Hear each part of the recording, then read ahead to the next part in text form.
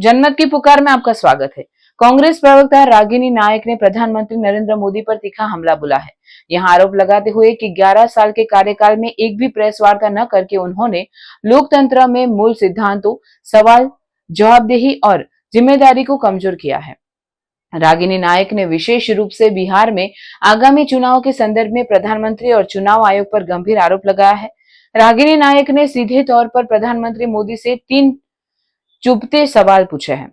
तो सवाल कौन कौन से हैं वो रागिनी नायक को सुन लीजिए।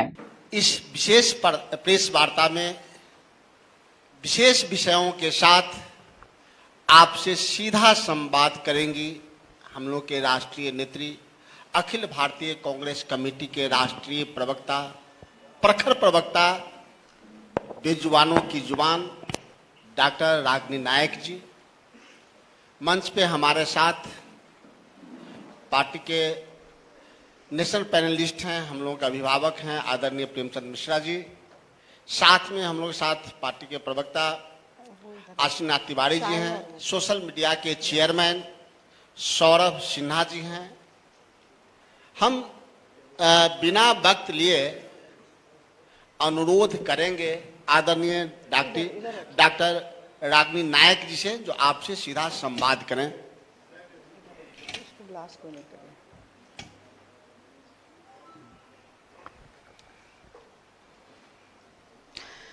नमस्कार।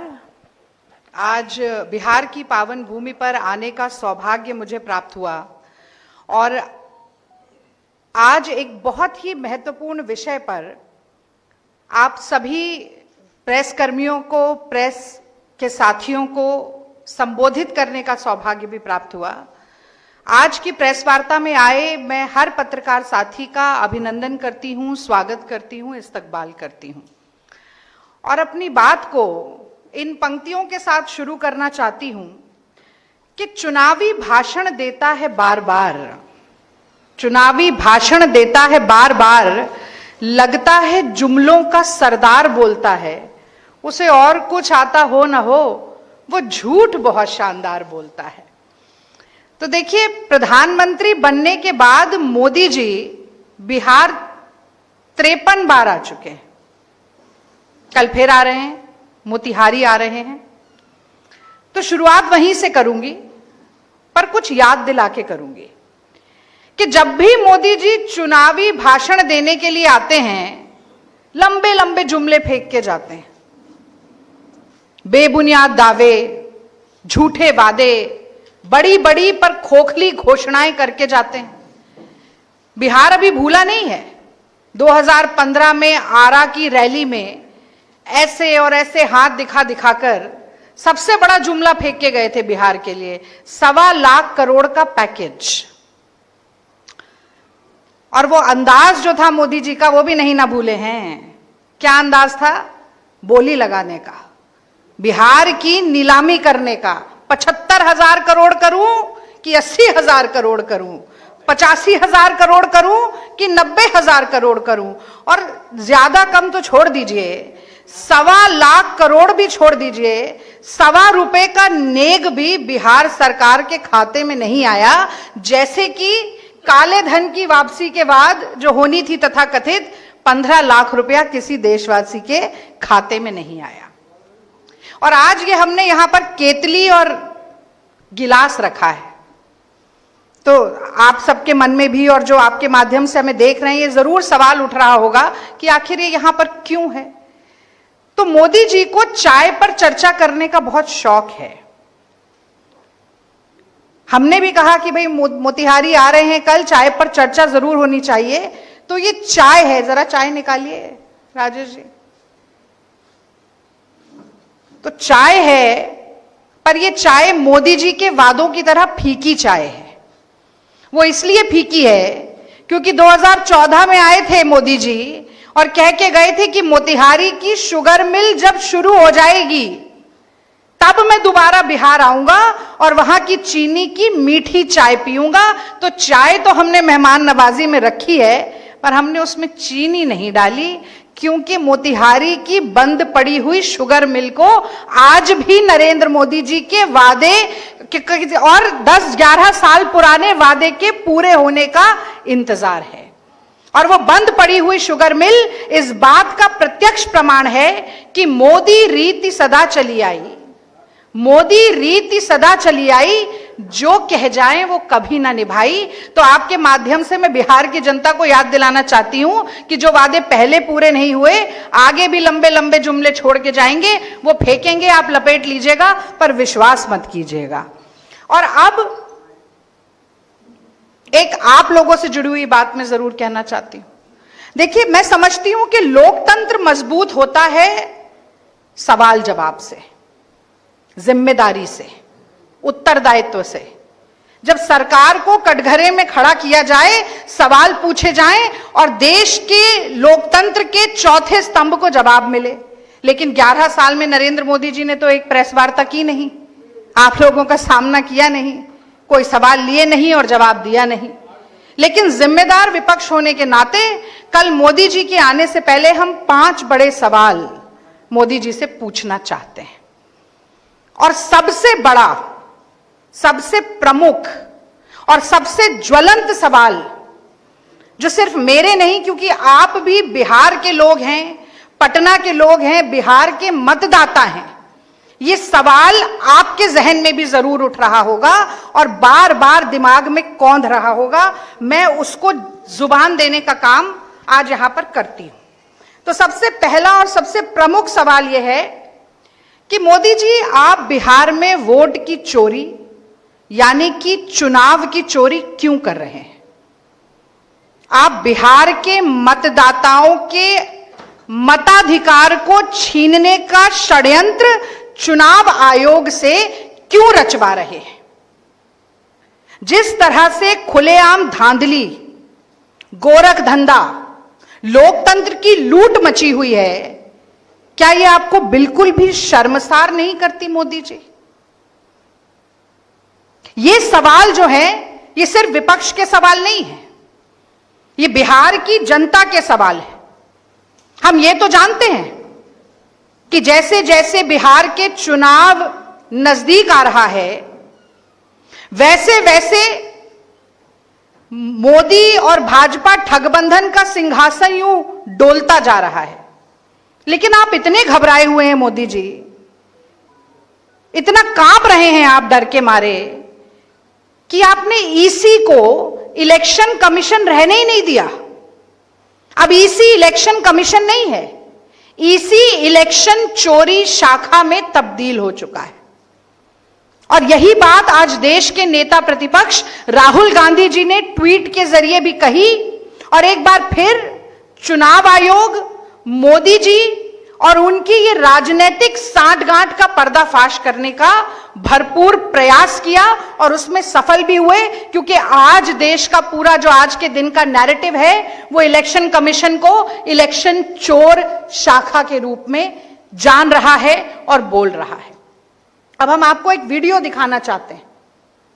ये वीडियो एक स्वतंत्र पत्रकार ने बनाया है, अजीत अंजुम उनका नाम है। आप जान भी रहे होंगे, उनके ऊपर अभी हाल फिलहाल में एक एफआईआर भी की गई है। ये जो वीडियो है, ये फुलवारी शरीफ पटना का वीडियो है। आप देखिए कि इसमें बीएलओ जो हैं वो क्या कर रहे हैं।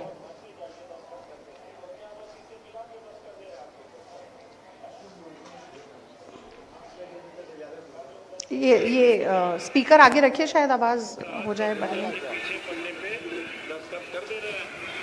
उनको कैमरा हिलाना पड़ेगा बार बार।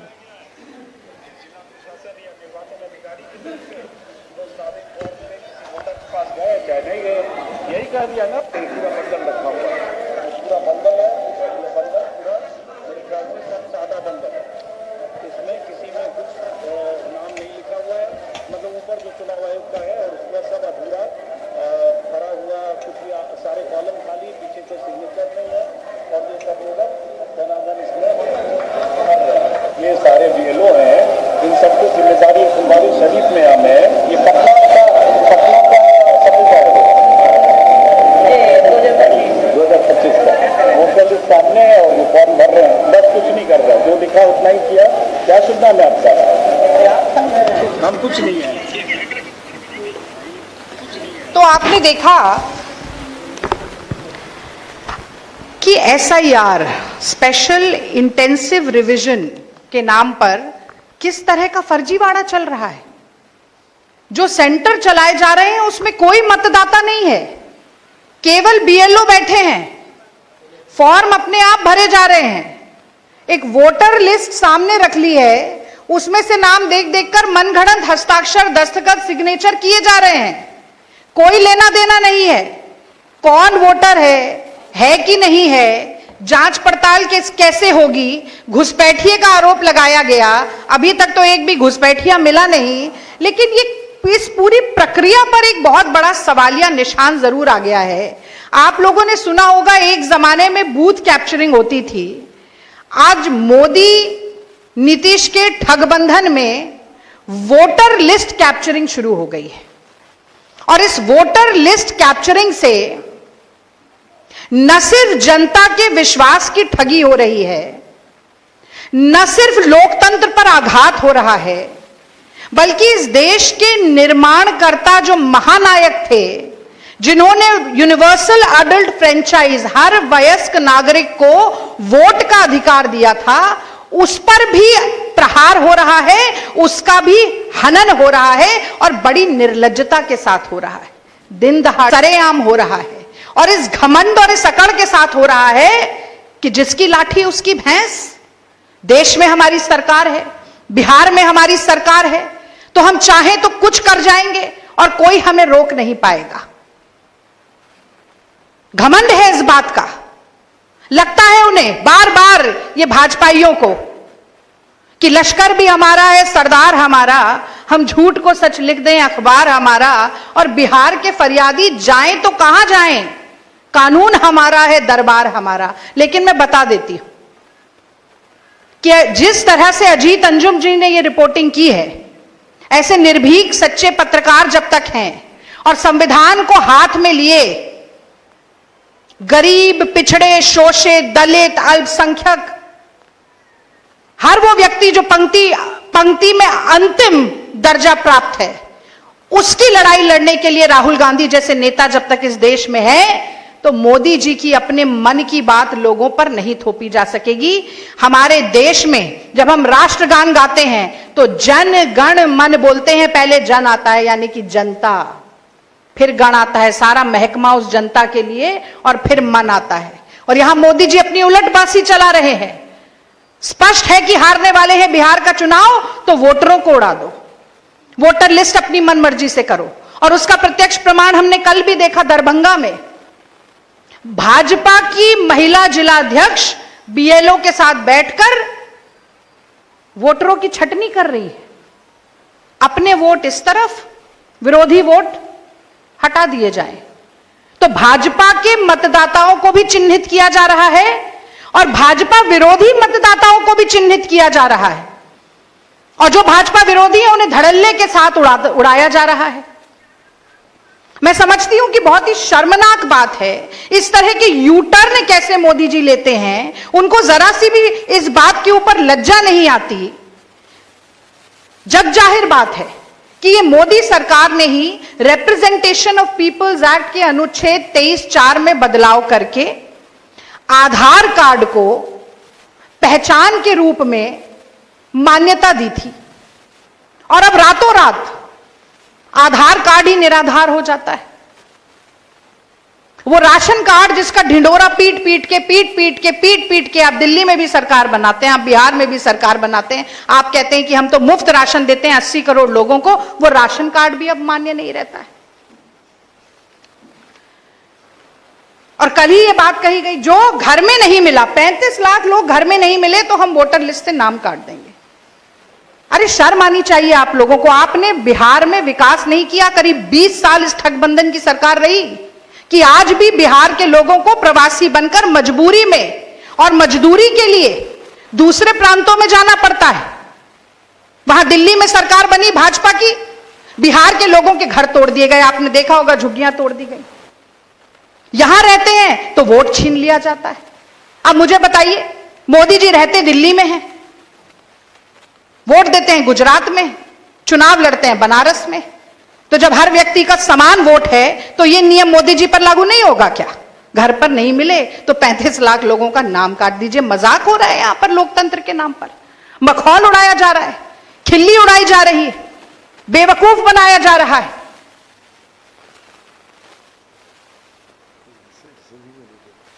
रिसीविंग नहीं दी जा रही है, कोई रिसीविंग नहीं है, कोई रसीद नहीं है, कोई ऐसा कागज नहीं है जिसे दिखाकर ये कहा जाए कि हां हम तो गए थे और हमारी जांच पड़ताल हुई और ये निकल कर आया है।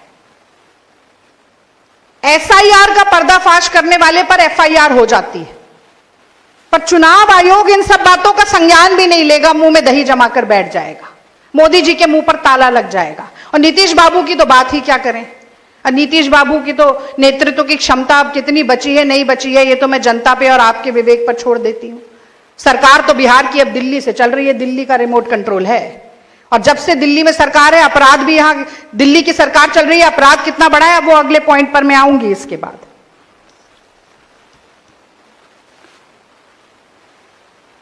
तो बिहार के मजदूरों को जो कि रजिस्टर्ड हैं केंद्र सरकार के ई पोर्टल में भी, उनसे उनके मताधिकार को छीना नहीं जा सकता है। हम हर संभव कोशिश करेंगे, बार बार इस मुद्दे को उठाएंगे। अभी तो हमने आपको एक वीडियो दिखाया, ऐसे तमाम और वीडियो सोशल मीडिया के माध्यम से भी वायरल हो रहे हैं। बहुत से लोगों को प्रेरणा मिल रही है, वो खुद भी जा रहे हैं, लोग निकलकर उठकर आ रहे हैं। तो सड़क से लेकर संसद से लेकर सदन तक ये लड़ाई कांग्रेस की जारी रहेगी। कल मोदी जी आने वाले हैं, उससे पहले मैं उन्हें चेता देना चाहती हूं। और अब मैं दूसरे सवाल पर आती हूं। हमेशा से बिहार के लोगों को जंगल राज जंगल राज जंगल राज बोल के डराया जाता था, जंगल राज आ जाएगा। आज क्या हुआ पटना में? पारस अस्पताल में आईसीयू में दिन दहाड़े सभी कैमरों के बीच में अंदर घुसकर गोलियों से एक व्यक्ति को मार दिया जाता है। वो व्यक्ति कोई भी हो। मैं कानून व्यवस्था की बात करती हूं, मैं अपराधियों के इकबाल की बात करती हूं, उनकी बढ़ रही जुर्रत और हिम्मत की बात करती हूं, जो दिन दहाड़े किसी कारोबारी को गोली से भून जाते हैं, जो अस्पताल के अंदर जाके वहां की संचालिका को मार जाते हैं, जो आज पारस अस्पताल में बिहार की राजधानी में धड़ल्ले के साथ गोली रिवॉल्वर लेकर घूम रहे हैं और मारकाट मचा रहे हैं। जिस क्षेत्र को ज्ञान का केंद्र माना जाता था, भारतीय जनता पार्टी ने, मोदी सरकार ने, मोदी सरकार के ठगबंधन ने उसे क्राइम कैपिटल ऑफ इंडिया बना दिया है। और आज के बिहार में जंगल राज है, गुंडा राज है, रावण राज है। यह कहना अतिशयोक्ति नहीं है, बल्कि यह बिहार की सच्चाई है। और यह कहना भी अतिशयोक्ति नहीं होगी कि एक आम बिहारी का जीवन, एक आम आदमी जो है बिहार में, उसका जीवन सुबह से शाम तक डर और खौफ के साए में बीत रहा है। घर के भीतर भी डर है, तो घर के बाहर जैसे ही आप लांघ कर जाते हैं तो घर के बाहर भी आपको डर है। सूने रास्तों का डर है तो भीड़ में सरेआम भी डर है। रात के सन्नाटे का डर है तो दिन दहाड़े भी डर है। तो ये लॉ एंड ऑर्डर जो पूरा ये जो चरमरा रहा है, ये जो व्यवस्था आज लचर पड़ी है, ढर जोकर पड़ी है, जो व्यक्ति खुले तौर पर सांस नहीं ले पा रहा है, डर और खौफ के साए में जी रहा है, इसकी सीधी सीधी जिम्मेदारी मोदी जी आपको लेनी पड़ेगी। और कल आपको आना चाहिए अपनी सफाई देने के लिए नेशनल क्राइम ब्यूरो के रिकॉर्ड्स के साथ। अगर आपको लगता है कि जो बात मैं कह रही हूं वो सच नहीं है, जो कांग्रेस आरोप लगा रही है वो सच नहीं है, तो आकर जवाब दीजिए, क्योंकि मेरे पास तो बहुत सारे आंकड़े हैं। 2005 में जहां कुल अपराध बिहार में 1,07,664 थे, वो 2022 में 3,47,835 हो गए। और मैं ये भी कहना चाहती हूं कि 2022 के बाद के आंकड़े नहीं साझा किए हैं सरकार ने।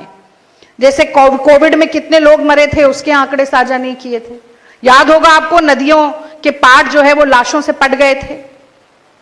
जैसे बेरोजगारी के आंकड़े साझा नहीं किए थे, नेशनल स्टैटिस्टिकल कमीशन के लोगों को इस्तीफा देना पड़ा था। 2022 के बाद के कोई भी अपराध के आंकड़े हमारे पास नहीं है। तो अगर आज की बात करें तो 5 लाख से ज्यादा होगा, पर 2022 तक ही 323% वृद्धि हो चुकी है। हत्या के मामले में बिहार पूरे देश में दूसरे नंबर पर है। अटेम्प्ट टू मर्डर के मामले में भी बिहार पूरे देश में दूसरे नंबर पर है और पहले नंबर पर योगी जी का प्रदेश है, उत्तर प्रदेश है। दोनों भाजपा शासित प्रदेश हैं। महिलाओं के खिलाफ अपराधों में 336% की बढ़ोतरी हुई है। नाबालिग बच्चियों के खिलाफ अपराध में 7000% की वृद्धि हुई है।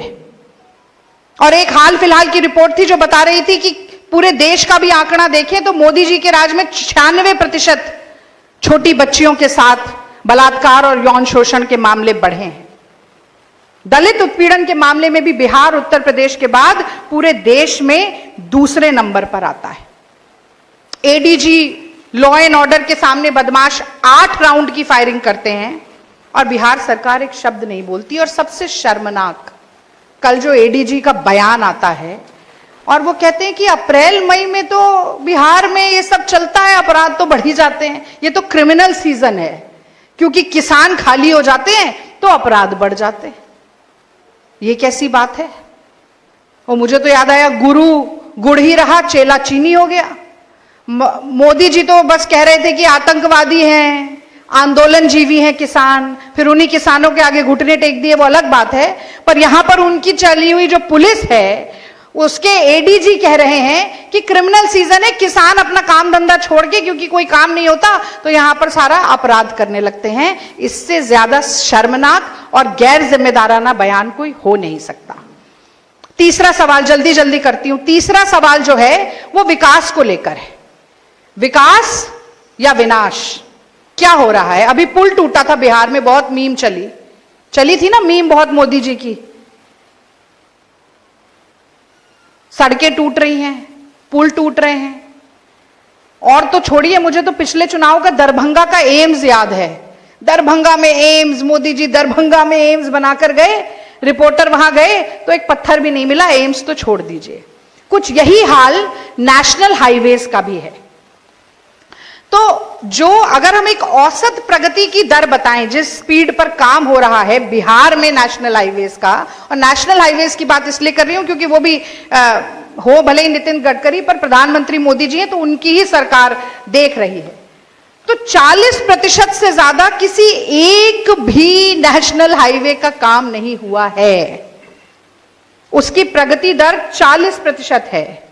और बहुत से तो ऐसे काम हैं जो नील बटा सन्नाटा है, 0, 0, जैसा कि मैंने आपको बताया कि दरभंगा का एम्स था। 2-4 मैं आपको पढ़ के बताती हूं, उसके बाद ये आपको प्रेस विज्ञप्ति के साथ पूरी लिस्ट हम साझा भी करेंगे। तो रामनगर से रोसड़ा का जो हाईवे है 0%, शुरू ही नहीं हुआ, घोषणाएं कर करके चले गए। भौआ चांद का बाईपास जो है 0, कोई काम नहीं हुआ। गया का जो बाईपास है 0, कोई काम नहीं हुआ। कटुरिया, लखपुरा, बांका, पंजवाड़ा, कोई काम नहीं हुआ। बागमती और खंदेई नदी जो हैं उनके ऊपर पुल बनना था, कोई काम नहीं हुआ। तो मैं आपसे वही कहती हूं, मोदी जी के नाम बड़े और दर्शन छोटे हैं। उनकी बात पर विश्वास करना अपने पैर खुद कुल्हाड़ी पर मारने के समान है। और जाते जाते एक और बात मैं आपको बता देती हूं। प्रधानमंत्री आवासीय योजना जो है, प्रधानमंत्री आवास योजना आप भी जानते हैं, 20-30 हजार रुपया तो रिश्वत में ही लग जाता है। सच्चाई है ये। अगर आपको चाहिए तो उसमें आवंटन की राशि क्या है? 1,20,000 रुपया। उसमें से 60% जो है वो केंद्र सरकार देती है, यानी कि मोदी जी के पल्ले से करीब 65-70 हजार रुपया ही जाता है। पार्लियामेंट्री समिति ने सरकार से कहा कि इतने में मकान नहीं बन पाएगा, तो उन्होंने कहा बनाइए, जो बनता है बनाइए, नहीं बनता ना बनाइए, हम 5 साल के लिए बढ़ा देते हैं, क्योंकि ऐसी घोषणा करने से तो वोट मिलता है, बने ना बने उससे क्या फर्क पड़ रहा है, क्योंकि मीडिया पर भी कब्जा है। तो मोदी जी खुद तो 10 लाख का सूट पहनेंगे, 1.5 लाख का चश्मा लगाएंगे, 12 करोड़ की गाड़ी में चलेंगे, 8,000 करोड़ के हवाई जहाज में उड़ेंगे, और गरीब आदमी को 1,20,000 रुपए का आवंटन करेंगे मकान का। वो मकान भी कितने बने नहीं बने आपको सच्चाई मालूम है, जिसमें से 40,000 रुपया तो उसे केवल रिश्वत में देना पड़ता है। ये विकास है या विनाश है, ये बात भी मैं आपके ऊपर छोड़ देती हूं। और अंतिम 2 प्रश्न जो हैं वो शिक्षा पद्धति से जुड़े हुए हैं।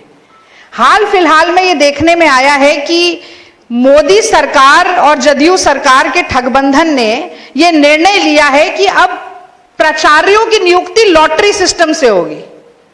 पर्ची निकाली जाएगी और उससे पता चलेगा कि इस कॉलेज का, इस महाविद्यालय का प्रिंसिपल या प्राचार्य कौन होगा।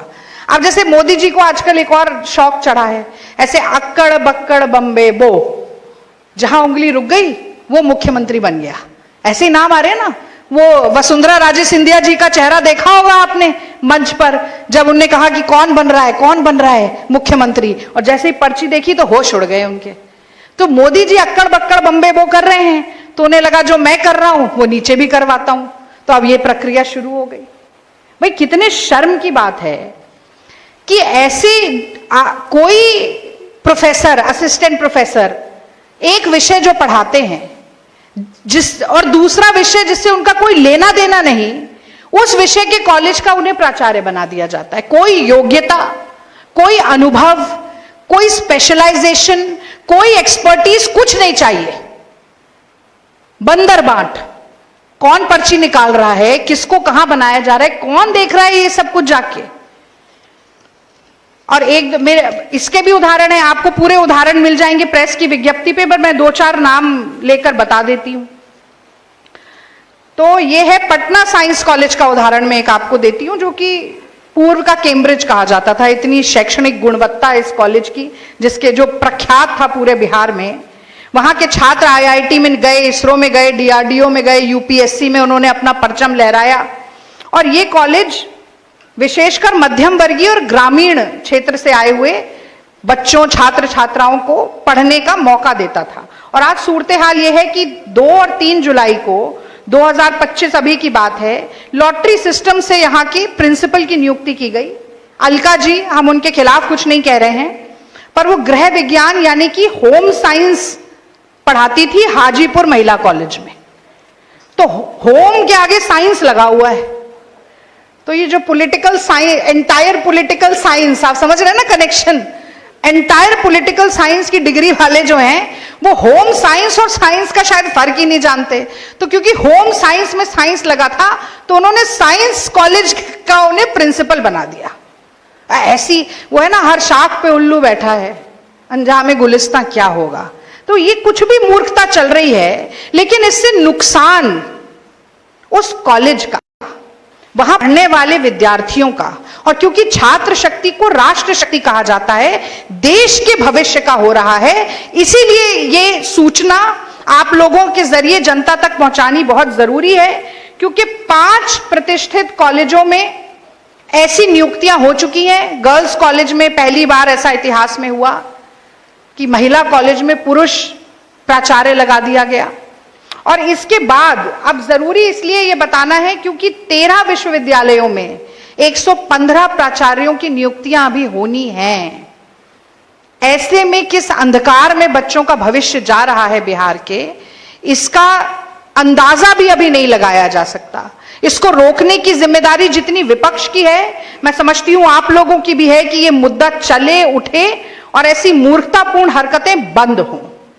इसी के साथ साथ अंतिम सवाल जो हम पूछना चाहते हैं मोदी जी से, वो ये है कि आखिरकार ये पेपर लीक क्यों हो रहे हैं इतने, और इसके जरिए आप लगातार जो बच्चों का भविष्य बिक रहा है इस धांधली में, उसमें कहीं ना कहीं संलिप्त नजर आ रहे हैं।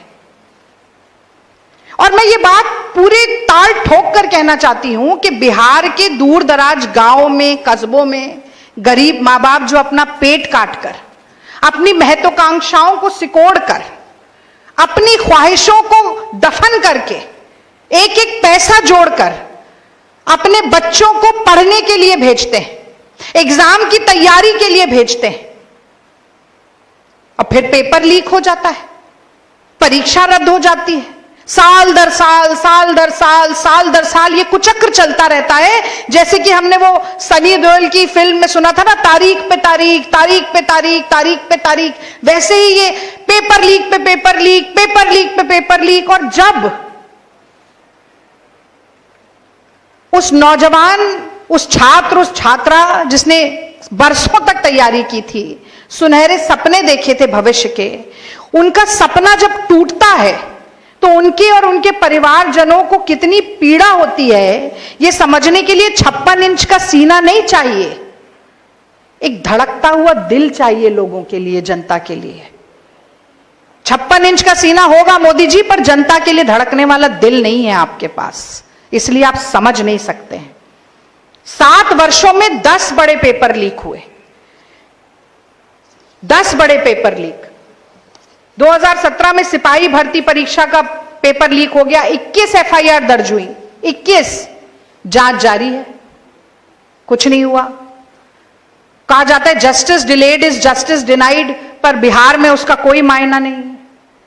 17 में सिपाही भर्ती का पेपर लीक, 19 और 21 में पुलिस की भर्ती का पेपर लीक, 21 और 22 में उत्पाद विभाग की परीक्षा का पर्चा लीक, ईओयू द्वारा जांच चल रही है। 2022 में बीपीएससी की परीक्षा का पेपर लीक हो गया, फिर 21 एफआईआर दर्ज हुई पर कुछ नहीं हुआ। 2023 में फिर सिपाही भर्ती का पर्चा लीक हो जाता है, 17 के बाद फिर 23 में लीक है।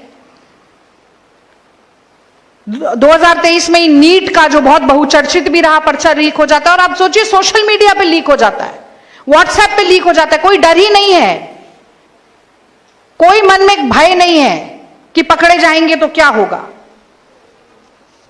तो कभी कभी तो मुझे ऐसा लगता है कि चूंकि मोदी जी खुद नहीं पढ़ लिख के पास हो पाए, तो इसलिए उन्होंने ठान लिया है कि जहां जहां सरकार बनेगी मैं किसी को पढ़ लिख कर पास नहीं होने दूंगा। अब वो तो एंटायर पॉलिटिकल साइंस की डिग्री कह रहे थे मैं लेके आया हूं, पर आज तक तो डिग्री दिखा नहीं पाए।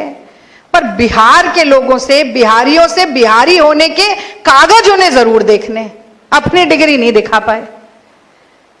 तो ये तमाम सवाल आज के सवाल हैं। मैं जानती हूं मोदी जी इनका जवाब नहीं देंगे, क्योंकि मोदी जी का ना वन वे ट्रैफिक होता है, सिर्फ अपने मन की बात दूसरों पे थोपो, जनता के, विपक्ष के मन की बात सुननी भी नहीं है, कान बंद हो जाते हैं उनके। अपेक्षा है कि इन सवालों को गंभीरता से लेंगे, अपेक्षा है कि जवाब देंगे, खास तौर से वोट की चोरी पर, चुनाव की चोरी पर, इलेक्शन कमीशन को इलेक्शन चोरी शाखा बनाने के षड्यंत्र पर कांग्रेस पार्टी सवाल पूछती रहेगी, और अंत में मोदी जी को कटघरे में खड़ा होकर जवाब देना ही पड़ेगा। आपने धैर्य के साथ मेरी बात सुनी, बहुत बहुत धन्यवाद। अब आज के विषय से संबंधित जो भी आपके प्रश्न हैं मैं उनका जवाब देने का प्रयास करूंगी। आप ये पूरा डिटेल है, आपको मिलेगा सारे, इसमें 19 नेशनल हाईवेज के बारे में चर्चा है, उसकी पूरी जानकारी आपको दी है, ये प्रेस विज्ञप्ति के साथ आपको जानकारी दे दी जाएगी।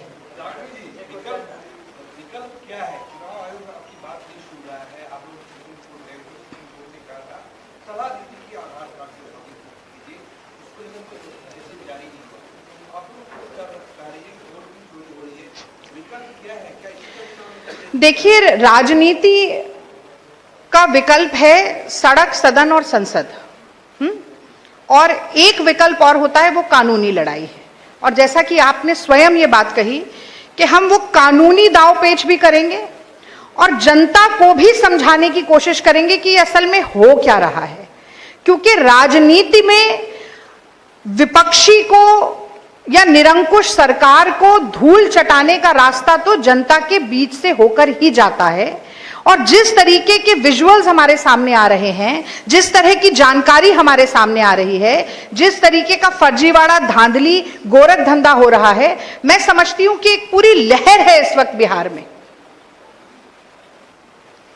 भाजपा जदयू ठगबंधन को उखाड़ फेंकने की। और मैं एक और बात, मैंने शुरू में भी ये बात कही कि ये हो भी इसीलिए रहा है क्योंकि मोदी जी भी जानते हैं, अब नीतीश बाबू कितना जानते हैं मैं नहीं जान रही हूं, पर मोदी जी खासतौर से जानते हैं कि इस बार हार होने वाली है और बहुत भयंकर हार होने वाली है, इसीलिए कटाई छटाई चल रही है। अच्छा, घुसपैठियों की बात करते हैं, हर चुनाव में घुसपैठिया याद आ जाता है और चुनाव के बाद घुसपैठिया छू हो जाता है। बांग्लादेशी बांग्लादेशी चिल्लाते हैं, फिर बांग्लादेश से आए हुए 1000 किलो आम भी खाते हैं, और फिर पत्रकार कहते हैं आप चूस के खाइएगा कि काट के खाइएगा। ये क्या मजाक चल रहा है? तभी राहुल जी कहते हैं कि ये सर्कस चल रहा है क्या? ये क्या जोकरगिरी मस्खरापन चल रहा है देश में।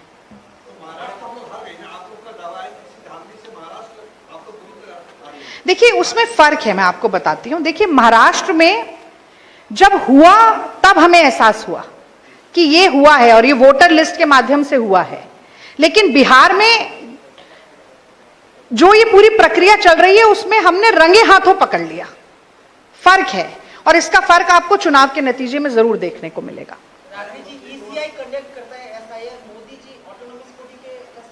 अरे वाह, क्या सवाल पूछा आपने।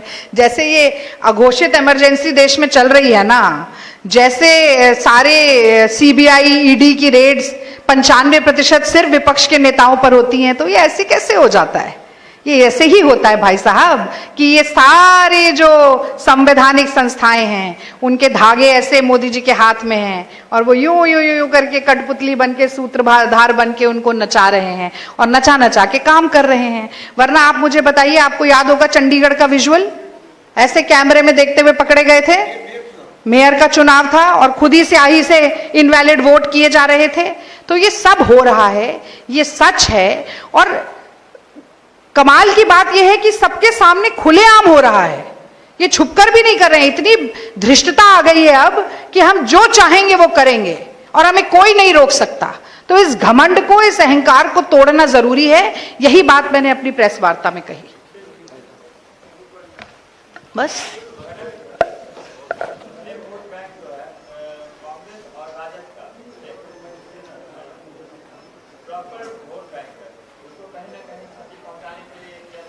देखिए, मैं तो आज ये कह रही हूं कि हर पिछड़ा, हर गरीब, हर मजदूर, हर प्रवासी, हर हिंदू, हर मुसलमान, हर जैन, सिख, पारसी इस वक्त राजद और कांग्रेस का ही वोटर है और उन्हीं के हमारे लिए ही वोट करेगा, क्योंकि बिहार की 20 साल की ठगबंधन की सरकार ने उसको ऐसे निचोड़ दिया है।